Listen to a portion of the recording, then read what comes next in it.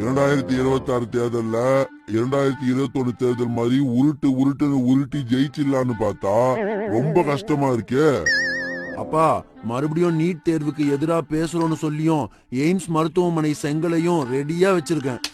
இந்த தடவை நம்ம உருட்டெல்லாம் செல்லாது மகனே.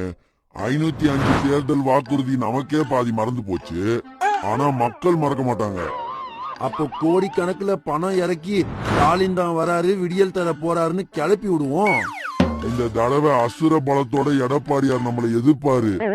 10வது கோதைக்கு இந்த அமைச்சர்கள் வேற எக்கச்சக்க ஊழல் பண்ணி மாட்டிக்கிட்டாங்க. போட்டு பொழக்க போறாங்க நம்மள. அப்போ உடம்ப இரும்பாக்கிக்கப்பா, அடமழை வெளுத்து வாங்க போகுது.